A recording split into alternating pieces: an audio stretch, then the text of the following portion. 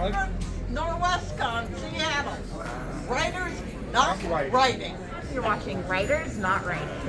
Live from Norwescon, you're watching Writers Not Writing. Live from Norwescon, you're watching Writers Not Writing. Live from Norwescon, you're watching Writers Not Writing.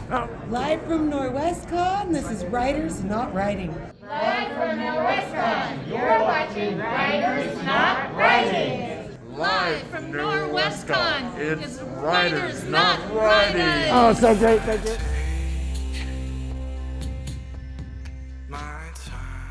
So, hello Norwescon. I've got some questions for you, and if your answer is yes, applaud.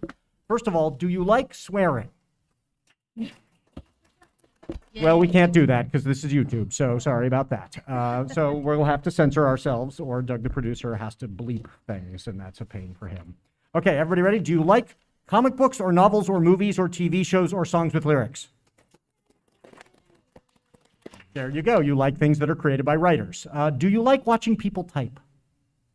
Yeah, I didn't expect much of applause there. Do you like hearing people telling you about how they came up with the things they type? Some, okay. There are lots of shows about that, but this isn't one of them. Do you ever procrastinate? Oh, yeah. There we go. Writers do too. So if you ever enjoy a great book or film or show or song or poem and you thought, I'll bet the woman who wrote this epic high fantasy TV series, or the guy who wrote this funny queer sci-fi novel, or the person who writes this punch you in the gut poetry would be really fun to hang out with, and I'd like to hear them confess their bad not writing habits, you are in the right not writing place. This is Writers Not Writing, the show about how writers procrastinate. Thank you for procrastinating with us.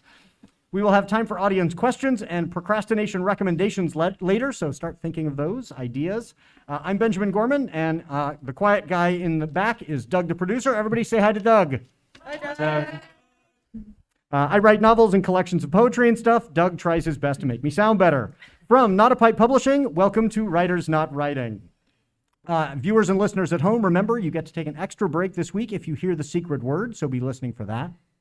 Today's secret word is... Frogs. Today's guests are Luke Elliott, Mikko Azul, Jessie Kwak, Heather S. Ransom, and Casey Dunn. Introduce Mikko first. Mikko is an international adventurer and epic high fantasy writer who pretends to be a county employee during weekdays while dreaming up fantastic places to visit or ways to torment her characters. Mikko aspires to scuba dive in all the oceans of the world. Everybody say hi to Mikko. Jessie Kwak is the author, business, book ghostwriter, and copywriter, author of a supernatural thriller, 2 series of space pirate and space mafia sci-fi crime novels, and the productivity guides From Chaos to Creativity and From Big Idea to Book. Everybody say hi to Jessie. Hi.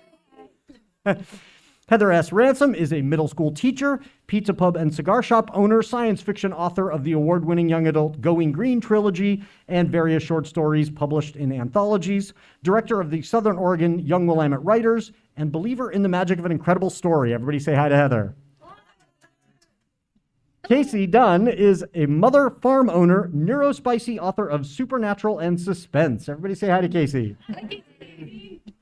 And Luke is the author, podcaster, medium-sized humanoid. Luke has had short fiction published in Reckoning, Metamorphosis, and the Buckman Journal, along with other magazines and podcasts. He is also the co-host of the Ink to Film podcast, which is now, 200 and something episodes 263. And that analyzes book-to-film adaptations from a craft-focused perspective in weekly episodes for 6 years now. Everybody say hi to Luke. Hi, Luke. So the first thing we do here on the show is explain what we are wearing for the sake of the podcast listeners. You can all see this. Of course, everybody on YouTube can see this, but we want to make sure that our podcast listeners can see this as well. So Jessie, tell everybody about what you're wearing for your costume. Oh, well, today I'm dressed as Han Solo. I'm very jaunty. I've got the gun, the whole bit going on. Excellent. Very cool. Heather, how about you? Tell everybody about what you're wearing. I am wearing an exact replica of Kalissa's outfit from my first book, Going Green. You'll notice I have on a mini skirt in the exact shade of green of my eyes, a scoop neck shirt that shimmers with a beautiful, digitally enhanced holographic hexagonal pattern in a variety of gorgeous greens. Large silver earrings, bracelets, rings, necklace, and knee-high boots. I look good. Very nice. Casey, how about you? Tell everybody about your costume. So I am rocking the Buffy the Vampire Slayer's outfit from the pilot episode, of course. I have also knee-high brown boots, a short berry-colored skirt, cropped baby blue cardigan over a white tank top. My hair is absolutely blown out to perfection and on point, and my trusty steak is in my purse. Very nice. Luke, how about you?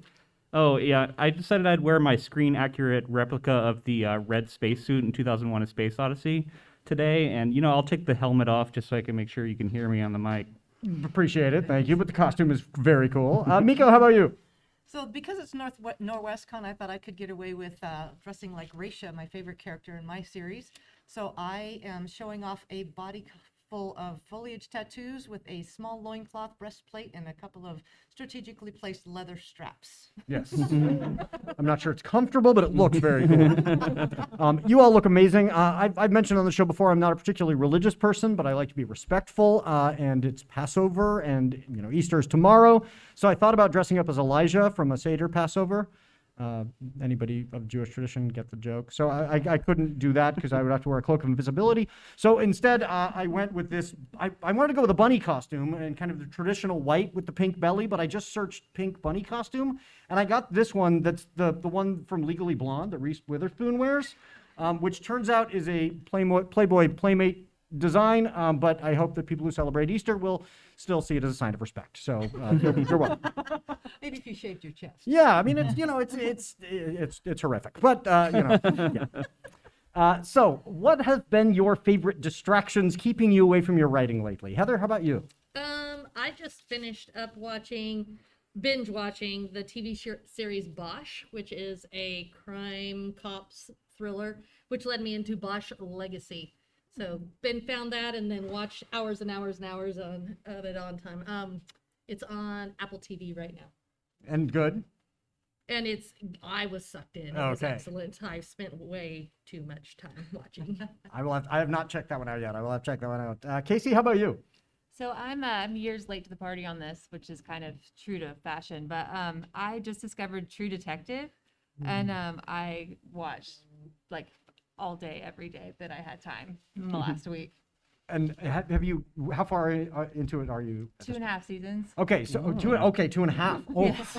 I'm glad you're even here because the third season was my favorite. That is, it's so good. The second season I had to power through a little. Season 4 is coming. Really? Yeah. Oh, good. Jodie Good, Foster. good. Really? Mm-hmm. That's exciting. So Luke, how about you? What's been distracting you? I love video games, and I think we're in kind of a golden age right now of fresh ideas. So I just am trying to finish the Dead Space remake, and then I'm going to move on to the Resident Evil 4 remake. Oh, yeah. Mikko, how about you? So That was my a son joke. and I have just joined a rock climbing gym. So if I'm not scuba diving, we're rock climbing, and I'm really, really bad at it. But he's very patient, and I make sure he ties my ropes appropriately so I don't fall. Yeah, that's that could be. that's a lot of pressure. On, pressure. Yeah. Pressure kid, Could be life-changing. Right. Yeah. Jesse, how about you?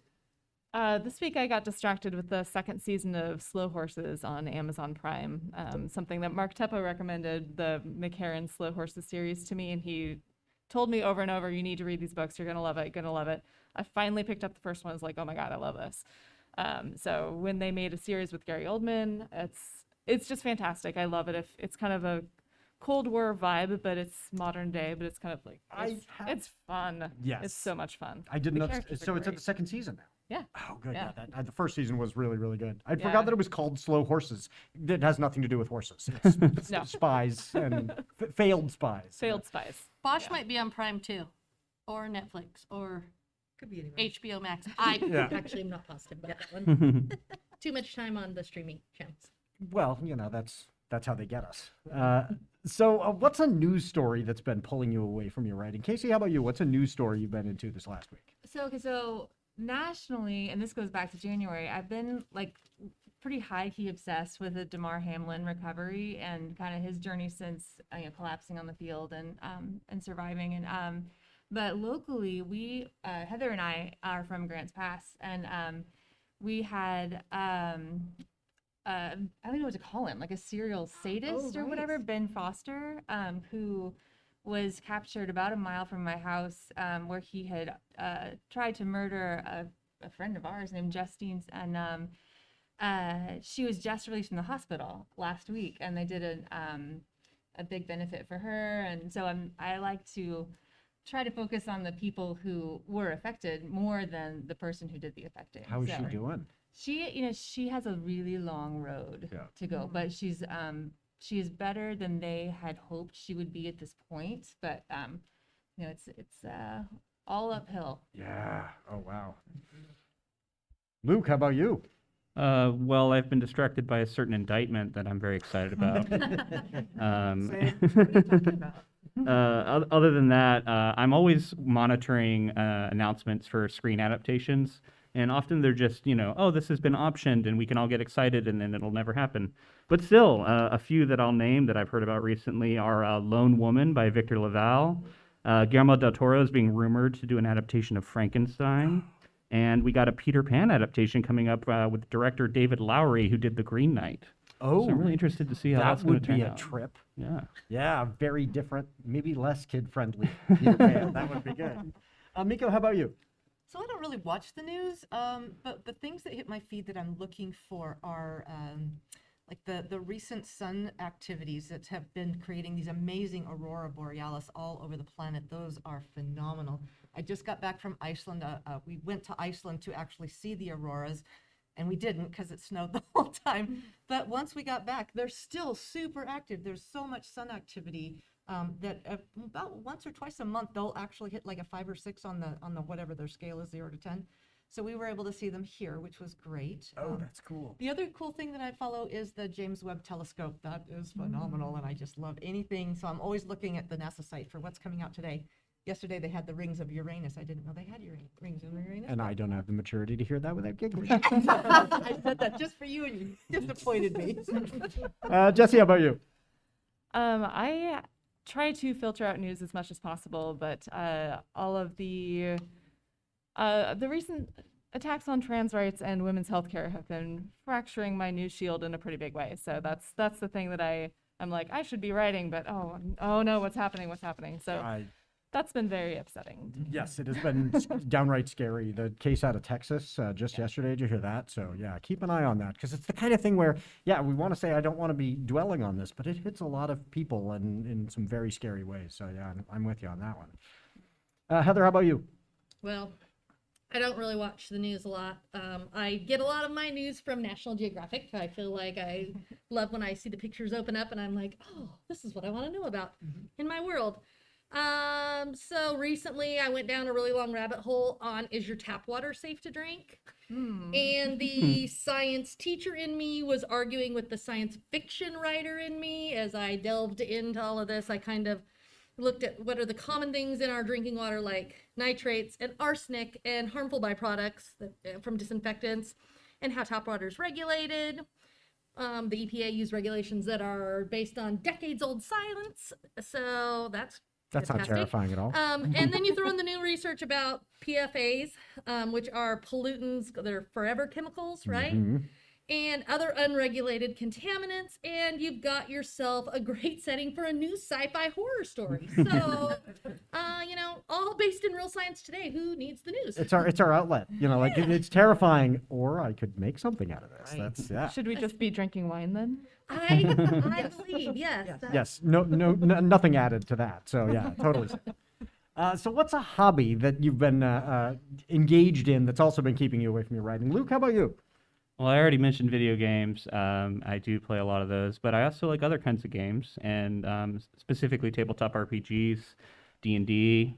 But these days I find that I'm really loving to play in person because, right, we all played so many virtual games, those of us who are in the hobby. And yeah, just getting around a table and actually rolling physical dice, it's lovely. How many games are you in? I think I'm in 3 now. Oh, wow, that's great. Yeah. Yeah, that's if running 2 of them. Oh, okay, that's why. I was going to say, finding somebody to run them is really hard. If you're willing to run them, it must be much easier to get a game going. That's true. I'll be the DM. Okay, then I'm in. Great. Mikko, how about you? Well, I am just getting ready. I just signed up for sailing lessons. Oh. Which is something I've always wanted to do. And I figured, now's a good time because rock climbing and scuba diving aren't keeping me busy enough. I was going to say, yeah, that's great. Jessie, how about you? Cycling. So my husband and I are actually planning a trip to Scotland and France, and we're taking our bikes and we're going to bike all over the place and drink scotch and wine and bike. And it has been quite a few months since I've been on a bicycle. So what's keeping me away from riding lately is getting my bicycle resistance back up. And then of course it's getting to be nicer weather. So it's mountain biking season again. So riding down hills real fast and then riding long distances. And which do you prefer, the mountain biking or the street cycling? You know what? I prefer mountain biking at this point. I have always been kind of a recreational cyclist and a bike commuter, but there's no cars in the mountains. Yeah. I mean, to be fair, I've hurt myself way worse mountain biking than I ever have. But at least you're not getting hit by a car. You're hucking yourself off something. Yeah, You're like, that was a bad choice. Heather, how about you? Well, first, let me know how the tap water is over there. Scotland, yeah. For me, it's been creating curriculum. I know that can sound super boring, but I'm really excited. I've gotten involved with a new Ken Burns documentary and getting to work with his team on creating curriculum for a new documentary on teen mental health. Has been super exciting for me right now. I'm very excited. I know there are things you can't say, and it's exciting when you're in any position. You're going, I'm working on a project that's secret. That is very cool. Casey, how about you? So I love to garden, and I am originally Georgia born, and I'm transplanted to Oregon. So the growing season's a little different, and I especially love growing tomatoes. And why all of that is important is because tomatoes are really fickle critters, and they need the right soil temperature and moisture and all that stuff. And as a Georgia girl, we had a rule that was you don't put anything in the ground before Jesus. So you don't put plants in the ground before Easter. But now in Oregon, they say don't do it before Mother's Day. And I was explaining this to my daughter. And so she goes, so you don't put anything in the ground before your mom? So that has become the new rule. So it's right now we're just prepping the soil and, we try to do low till, but there's still a lot of work in making it right, even if you're not tilling it up. So that makes me feel better because my plan was that I would be doing all my planting during spring break as a teacher. That's the time when I have time, and did not have time. But that would have been too soon anyway. Way too so soon. Yeah. That's good. I have to bury my mother first. yes. I don't like the way that sounds at all. That's Hey, Cinda. yeah, I know. Sorry, Mom. So daydreaming. What's something you've been thinking about when you aren't writing? I know that daydreaming is simultaneously part of the process and also, procrastination. But what have you been daydreaming about? Mikko, how about you? So creating a fantasy world, I do a lot of daydreaming. I have to run things through and how is this going to work? But the thing that's really captured my mind lately, I'm listening to a book called The Tao of Pooh. And so it's Taoist principles told through Winnie the Pooh types. Because it had to be dumbed down for me because I tried the Tao Te Ching and I couldn't get it. But it's really great. The concept of everything being perfect in its own time. I really struggle with that. So it's really, I've spent a lot of time trying to apply it to all of those challenges that I have in my day. And, it's not bad. My stress levels are down, which is good. My blood pressure is moderately down. So we'll keep reading. I loved that book. It made it understandable for me as well. We read it in philosophy classes in college. Oh, genius, it's really good. Yeah. Jessie, how about you? Well, I mentioned the trip that my husband and I are planning, and that's been taking up a lot of the daydreaming time, watching a lot of Rick Steves, Yeah. just kind of thinking about where we're going to go and what we're going to do. So, And this is after recently traveling. Yes, yeah. So we recently went to Mexico for my 40th birthday, to Mexico City. Yeah, thank you. Which I talked about on the other Previous podcast. podcast, So that's I right, won't but talk that about sounds like Mexico a great now. trip, yeah. DFE. Heather. I've been daydreaming about warm weather and beaches. Just want to be warm, and I want to be on a beach, and I want to have a drink in my hand. That's So it. more Mexico than Scotland is what you're saying. Yeah. Or Iceland. Yeah, or Iceland.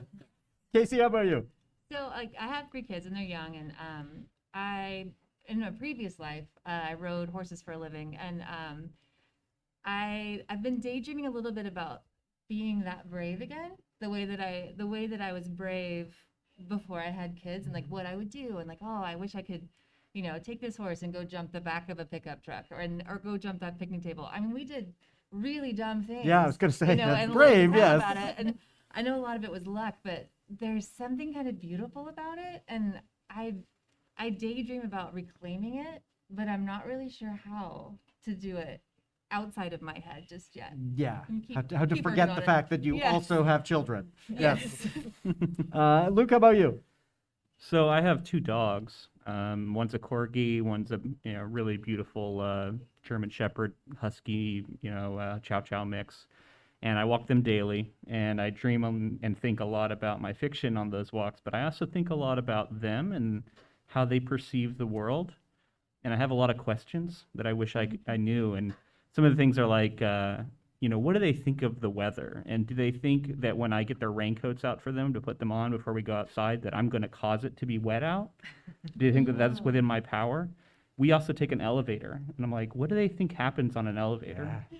The door closes and then it opens and we're somewhere else. Okay. How do they even conceive of that? There's a lot of interesting things like that when you start thinking about their perspectives. Do they think we're wizards of some kind? Gods? Just I don't yesterday, know. my fiance was saying if she could have any superpower, it would be the power to communicate with animals so that she could both hear about their perception of the world and explain, there's a reason I'm not giving you this chocolate. Like, it's and I was like, of all the superpowers, that's the one you'd want, is the ability to, like, talk to corgis. And she was like, yep, that would be my superpower. So you should compare notes. What you would ask that corgi. So announcements. What is coming up that folks should know about you right now? Jessie, how about you? Let's see. So I've got, yes, this is the big thing that I've been working on right now. It's the Author Alchemy Summit, which is going to be in Portland, Oregon in 2024, in February of 2024. And it's going to be a small kind of marketing, how to reach your readers focused conference. So really focused on the business side of the writing and the author journey, much less craft and things like that. But I just opened registration for it. And I am very excited. AuthorAlchemySummit.com. You can find more information. I am excited to attend that one. Heather, how about you? So I do get to tell you a little bit about the Ken Burns documentary I'm working on. It is called Hiding in Plain Sight. It actually released in June of 2022. It debuted at the White House with the second showing at Congress. And what is so incredibly cool about it, it is teen mental health from the perspective of teens. The kids that are on it are from 11 up into the majority of them up into their 20s. And it really is their voices, which is so amazing. So it's on PBS right now. I recommend all of you. It's in 2 episodes. They're each about 2 hours long. If you have teens, if you like teens, if you support teens, care about teens, you should watch this video. You say you don't like the news, but that is incredibly timely, important. It is the most right amazing now. thing. And if you've seen any of Ken Burns' documentaries, he is just so eloquent in the way that he puts things together. And it really is amazing. And to be able to work with that team has been phenomenal. Oh, I bet. Casey, how about you? Well, I hope you don't mind if I share this here. I guess stop me if you're like, yeah. But I have a fantasy trilogy that has won awards and has been finalist for others, and it's come out in a couple of renditions. But recently, Not a Pipe has acquired the rights to them, and we have come up with a huge revamp plan that's just really going to do this story a level of justice that I am really, really excited about, and it's coming in at a really good time for me professionally, and I am so excited for the opportunity to get to retell this in a whole new way and be a little bit more point blank about what it is I'm trying to do. Yes. So I'm really thrilled about that. So I'm hoping the first book will be out next year. We're kind of figuring things out, but that will be coming. Yes, soon. I'm very excited about that one. This is Not a Pipe show. We're pretty excited about it. Mikko, how about you? Well, I've been working on the 3rd and final novel in my trilogy, which is exciting and also frustrating because I was struggling with structure and how to put it together in a way that ties up all the loose ends and makes sense. So I remember a couple of years ago when Heather took Scott Meyer's class on screenwriting and how he put her through so many cool paces.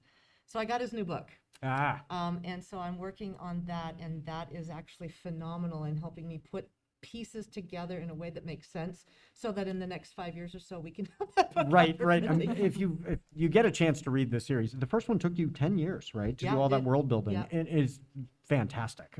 But I really like the structure of those. But you were saying that that came pretty naturally, but the first couple of times, Yeah, right? the That was- first book I followed Joseph Campbell's Mm. hero's journey Yeah. for sure, but the second one I just kind of wrote chronologically, which I love is that book. fine, but Yeah. and these books aren't small. We're talking 600 No, pages. they're so- tomes, yeah. So it'll take me a little while to get all that together. I am very excited for the third one of those.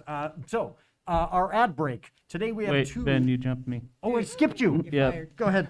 Sorry, I only bring it up because I do want to mention my podcast, and that's what I'm excited about that's coming up. We just covered a project that I feel like has been lurking since we started, and we're putting it off. Finally, our patrons sort of banded together and voted for it, and we have these like quarterly polls where they can vote for stuff, and they got it in their heads. They wanted us to cover Twilight. So we just did that. We had a good bit of fun with it. Good. Our movie episode just came out on Thursday this week. And then if that's not the kind of thing you're into, we're going to be covering The Fly coming up, which was based on a short story. And then we'll be getting to All Quiet on the Western Front soon. I try to make a point to never speak ill of any other authors because you never know. I'm going to be sitting on a panel with that person. But the one exception I make is Stephanie Meyer because she's got so much money that she doesn't care. Right. Like, it's not going to hurt her feelings at all. And so I guarantee you I will like your podcast version better than I enjoyed those books because not a fan. But yeah, I'm looking forward to that. So today we have two novels to advertise. First, today is the cover reveal and pre-order for the third novel in Nancy Ballard's Under Carico's Moon series, Tricky Ground. So check out, the beautiful cover by Don Aguillo that you should see. Go to all the Not a Pipe accounts and check out that cover, and then get yourself this thoroughly satisfying conclusion to that sci-fi Western trilogy. And second, today is also the cover reveal for Karen Eisenbray's Ego and Endurance. Karen is even here with us in today's audience. Woo!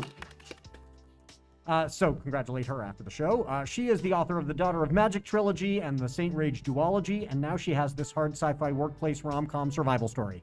I'll read that again. Hard sci-fi workplace rom-com survival story, inspired by the real history of Ernest Shackleton's failed Antarctic expedition. Only in her version, it's in space, and there's a much more diverse cast, and they're lovable robots. So it's better than Ernest Shackleton's actual This is a great cover, Karen. Isn't it cool? Yeah. So I want to ask all of you, now you've got these two ideas, but what else is on your to-read pile? Heather, how about you? Okay, I know you said read first time, but mine is a reread because I find that books that I've read either in high school or college, reading them now and where I'm at now in my life, I get a much different look at them. And diving into the deep dive that I've been doing into mental health, my next one that I want to go back to is Ken Kesey's One Flew Over the Cuckoo's Nest. And so that is my next read. I'm excited to read it now again and think about how I read it. I think I read it as a junior in high school, and that was the last time I read it. So We covered that one. Yeah, and it will read very differently, both in terms of your life experience, Yes. but also what we understand about mental health and how to treat mental health. Like, there were ways it was problematic, and now there are new ways that it's problematic. So that will be that'll be a good one. Casey, how about you?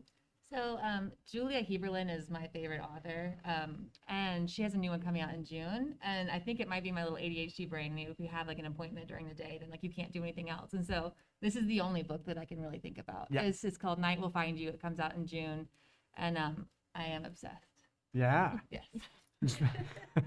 Luke, how about you? So most of my reading is devoted to the podcast, but in between our projects, I try and find time to read a lot of stuff that is applicable to whatever I'm writing at the time. Right now, I'm querying a adult sci-fi novel, and I'm looking for comps. So I'm trying to get through some stuff that, like, I keep going in, reading a few chapters, and then I have to go read something else. But there's one called The Mountain and the Sea by Ray Nayler that's up for some awards right now that I'm loving. But I need to finish. There's a book called Persephone Station that people have recommended to me as a potential comp. So I'm looking forward to getting into that. And then, of course, Gideon the Ninth is a book that I just keep hearing about, so I got to read. And I'm enjoying it. I started it out, but I'm like, I got to go read now All Quiet on the Western Front, stuff like that. Yeah. Comps are so hard, too. Coming up, They are. we see what is different.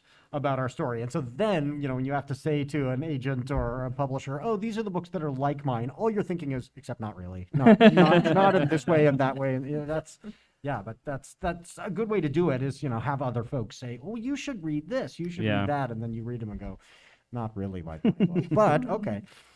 Mikko, how about you? So I'm just going to plug Tricky Ground again. I just finished it. I loved Nancy Ballard's trilogy, all of it. It was phenomenal. She does such a great job of not only doing the action part, but what's going on inside of characters' bodies and their emotions and how they deal with relationships. So I loved it. The next book on my list is called The Psychedelic Explorer's Guide by James Fadiman. So it's a book about the shamanistic and medical benefits of LSD. And I've been on my own kind of psychedelic journey of healing with different substances, but I figured I better learn about this one before I start jumping in full feet. And we were talking about, I just find the whole idea terrifying. Like I would have to start with the smallest doses. I just think my imagination, it would be so, but I look forward to hearing how it goes for you. I don't know that I've got it in me. Jessie, how about you?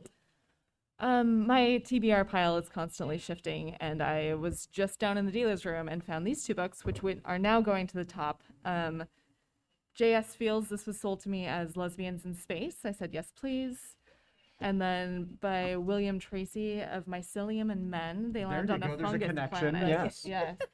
Yeah, so I saw both of those, and I was just like, all right, let's do it. So. And that's like sci-fi mushroom. Yeah.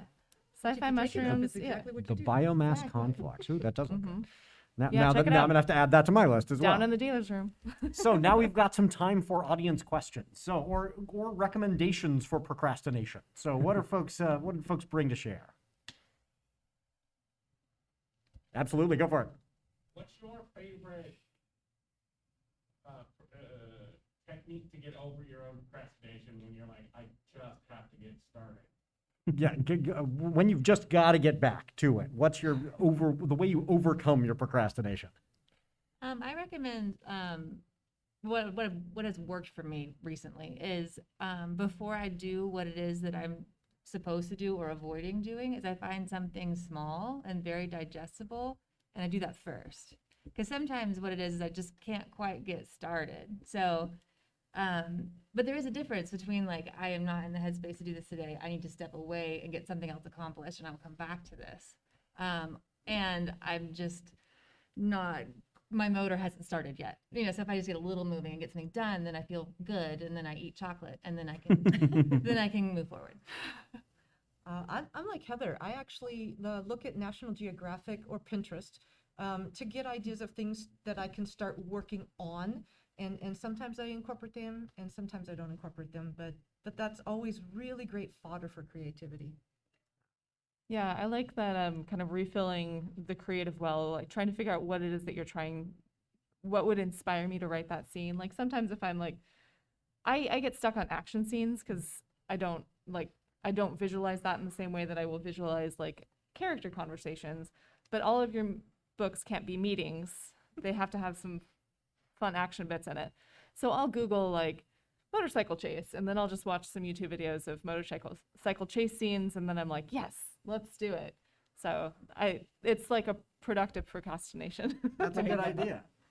Yeah, I mean, I start out with self-recrimination and guilt, and feeling really bad about myself. But then I try and sort of diagnose, why am I procrastinating on this thing?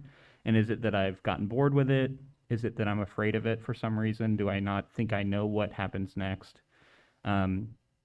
Or is it something in my day-to-day life that is pulling me away? And once I understand why I'm procrastinating on it, usually it helps me get back into it. And as people said, like, find something small. Just open it up and write a paragraph and see if it goes from there. Yeah. A lot of it for me is geography. I need to actually go to the place where the work needs to be done. And so I'm sitting in the living room and I'm watching TV, and I know I need to just go up to my study and sit down in front of the computer and get that done. So I will turn to my son, who's 18, and say, I really need to get my ass to work. And he's now helping, because he'll say, get your ass to work. And then, okay, and then I get up, and so once I get there, then it's not a problem. But finding that external motivator of someone who is willing to shout at you to go get your work done, that has worked well for me. So I recommend having an 18-year-old who will yell at you.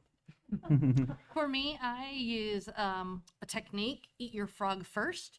So it is prioritizing. I often start thinking about all the different things I have to do, and then I always want to, if it's something that needs to be done, I think start breaking it down to all the parts, and then the parts break down into parts, and the rabbit holes start again. And so prioritizing, figuring out what is the one thing that I really don't want to do. Mark Twain said, if you eat a frog in the morning, everything else all day will taste great. So find your hardest thing.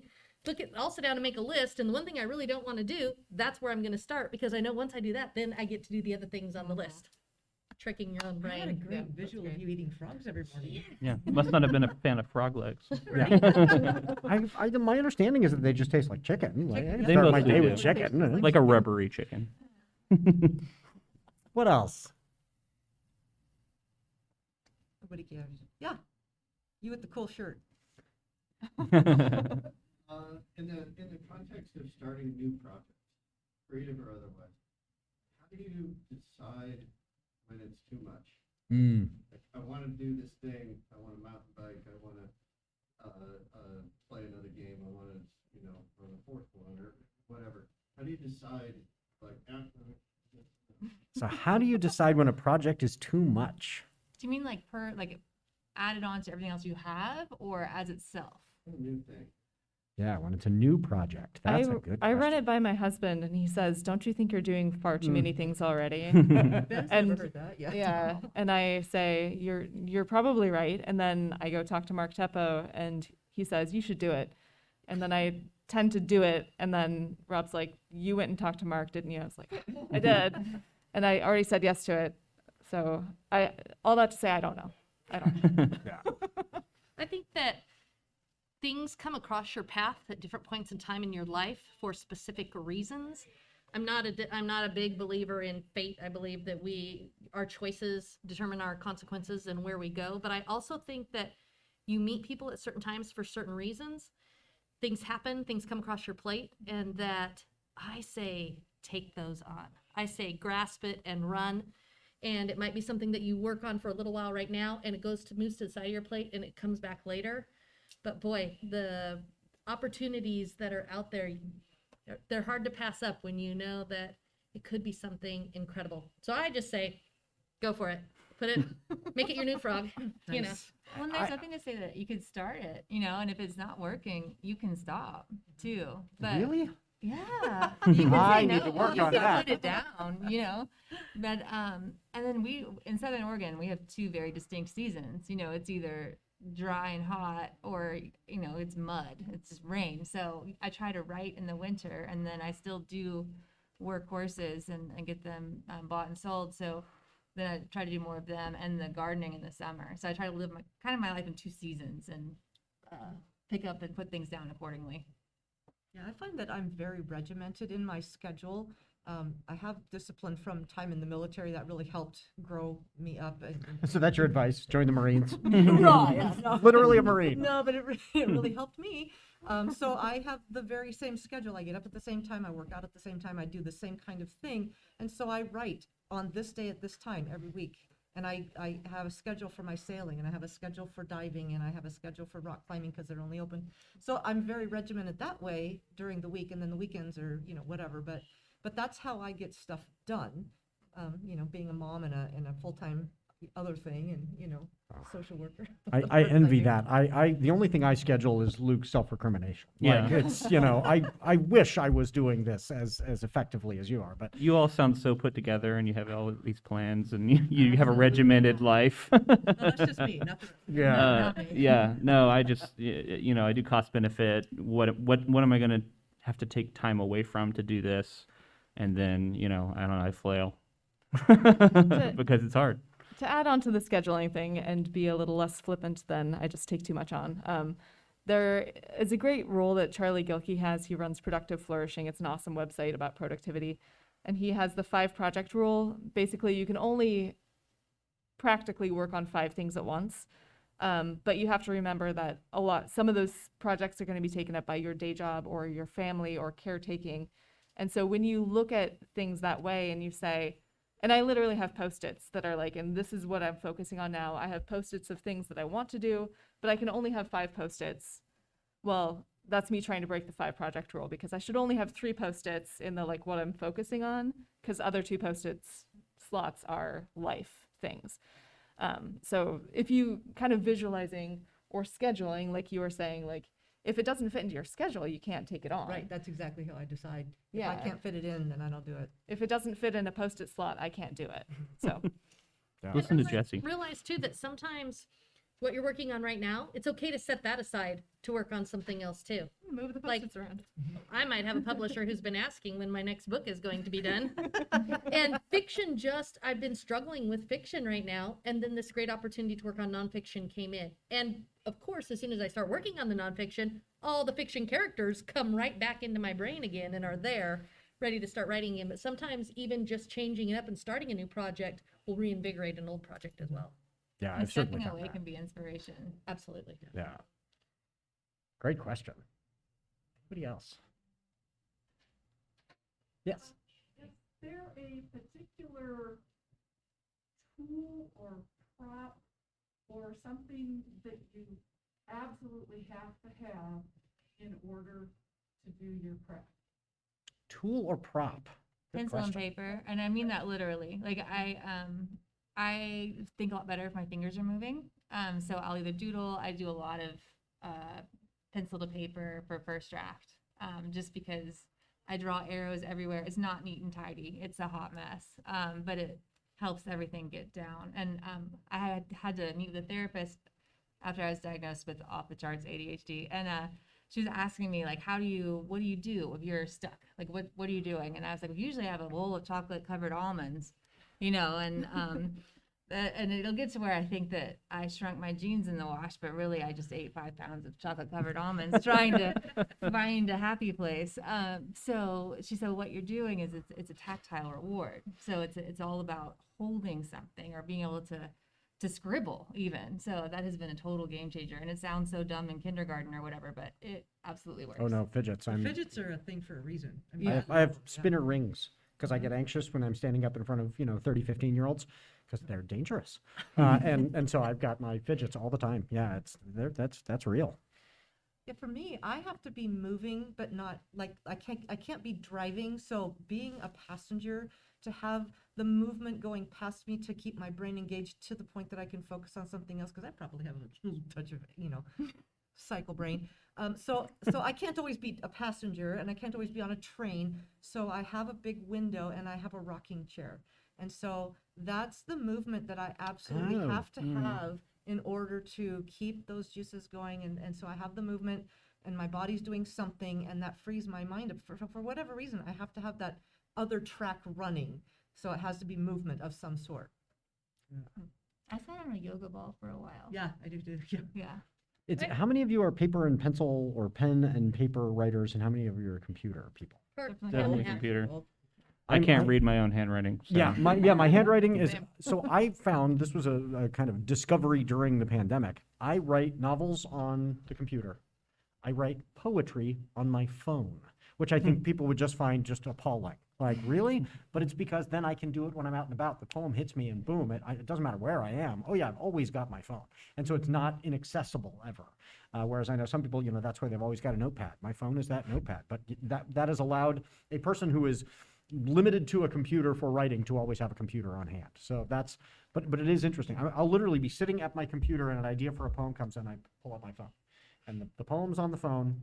So yeah, it's a weird compartmentalization thing that's going on for me. I listen to music. It helps me like kind of get that flow state that I'm always chasing. I also have ADHD, and I found that flow state is the thing that can really get me to be productive. And for whatever reason, I have to listen to music, but it has to have no words in it. That's very particular. So I have 12-hour-long playlists divided into different sort of moods and vibes, because it also has to kind of match what I'm writing. So I'm very particular about that, and I have to do it. Yeah, I have to have something with words that I know well enough that the words are not distracting. So it's stuff I that's, can't even do that. I can literally sing along while writing, as long as, and again, it does have to be the mood of but I could be singing, which is terribly annoying to my family, I'm sure, but I'm singing, but I am not thinking about those lyrics at all. because it's some song that I've been listening to since I was a child or whatever. Sounds like we all kind of have that. You have to have some other track going on in Something. the background. Yeah, find the thing for yourself that is your thing. Yeah. I need quiet.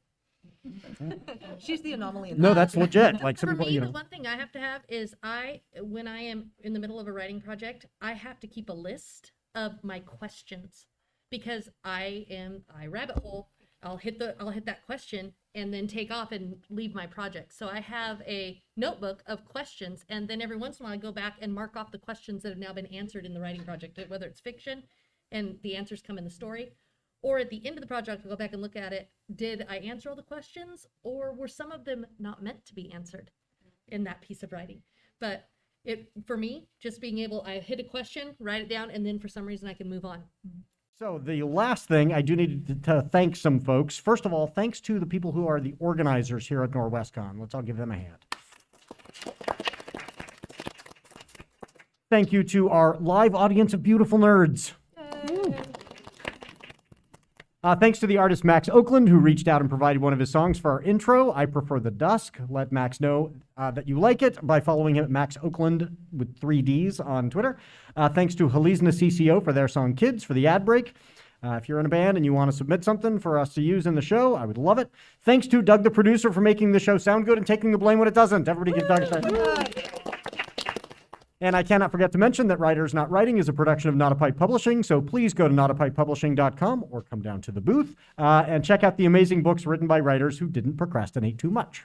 If you like the show, rate and review it wherever you found it. Please check out all these great authors and rate and review their work as well. And rate and review the show. I will not say smash that like button because I'm old and that sounds weird, but gently tap on it an odd number of times. And then if you could thank our fantastic panelists one last time.